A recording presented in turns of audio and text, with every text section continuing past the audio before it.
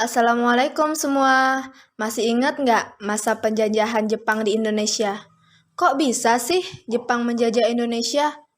Kemudian, berapa lama Jepang menjajah Indonesia? Semoga masih ingat ya. Jepang bisa menjajah Indonesia itu dahulunya karena Perjanjian Kalijati. Nah, ada yang masih ingat nggak Perjanjian Kalijati itu isinya apa? Semoga masih ingat ya. Jepang menjajah Indonesia yaitu sekitar 3,5 tahun. Sebelum Jepang ke Indonesia, Indonesia diduduki oleh negara Belanda. Belanda yang bergabung ke dalam blok sekutu dan Jepang yang bergabung ke dalam grup berproses terjadi perang, yaitu Perang Pasifik. Nah, setelah itu, negara Jepang melakukan penyerangan kepada sekutu, ditandai dengan Jepang menyerang pangkalan Amerika Serikat. Di mana ada yang tahu, yaitu di Pearl Harbor. Sejak saat itulah kekuatan sekutu mulai melemah. Kemudian judulnya atau namanya yaitu Perjanjian Kalijati. Nah, kita lanjutin lagi ya. Di mana dalam perjanjian itu Belanda menandatangani bahwasanya ia menyerahkan seluruh wilayah kekuasaan Belanda di Hindia Belanda. Tahu, itu tanpa syarat loh kepada Jepang. Jepang masuk ke Indonesia karena pada saat itu Indonesia berada di bawah kekuasaan Belanda. Yang akibat perjanjian Kalijati itu, Jepang mulai menguasai atau mulai menjajah di Indonesia. Menjajah Indonesia itu menyebabkan banyak sekali penderitaan rakyat Indonesia.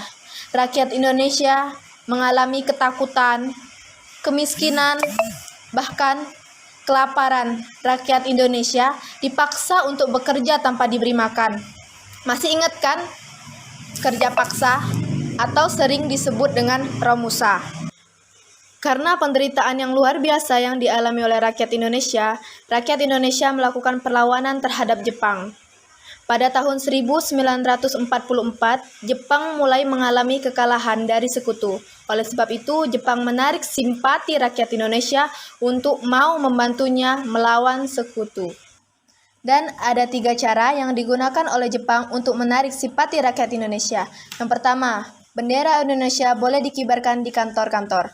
Dan yang kedua, bahasa Indonesia dijadikan sebagai bahasa resmi. Dan yang ketiga, yaitu memberikan janji Koiso. Sejarah terbentuknya Pancasila.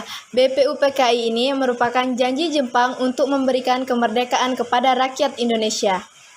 Ada 3 tokoh yang menyampaikan dasar negara Indonesia. Yang pertama yaitu Profesor Muhammad Yamin. Yang kedua, Profesor Dr. Supomo. Dan yang ketiga, Insinyur Soekarno. 5 asas dasar negara Republik Indonesia. Yang pertama, peri kebangsaan, kemanusiaan, ketuhanan, kerakyatan, dan kesejahteraan sosial. Yang berikutnya yaitu Insinyur Soekarno. Yang pertama, ketuhanan yang Maha Esa. Yang kedua, peri kemanusiaan. Yang ketiga, mufakat dan demokrasi. Yang keempat, kesejahteraan sosial. Dan yang kelima, ketuhanan yang Maha Esa. Yang berikutnya yaitu Insinyur Soekarno. 1. Kebangsaan Indonesia. Yang kedua, peri kemanusiaan. Yang ketiga, mufakat dan demokrasi. Yang keempat, kesejahteraan sosial. Yang kelima, ketuhanan yang Maha Esa. Kemudian dibentuklah yang namanya Panitia 9. Jadi sudah ada 3 konsep dasar negara. Selanjutnya dibentuknya Panitia 9 karena BPUPKI ingin istirahat. Pada 22 Juni 1945 diadakan sidang Panitia 9. Sidang tersebut menghasilkan rumusan dasar negara Indonesia yang kemudian dikenal dengan Piagam Jakarta. Rumusan yang disahkan dalam sidang PPKI yaitu Pancasila. 1. Ketuhanan yang Maha Esa. 2. Kemanusiaan yang adil dan beradab. 3. Persatuan Indonesia. 4. Kerakyatan yang dipimpin oleh hikmat kebijaksanaan dalam permusyawaratan perwakilan. 5. Keadilan sosial bagi seluruh rakyat Indonesia. Begitulah sejarah lahirnya Pancasila.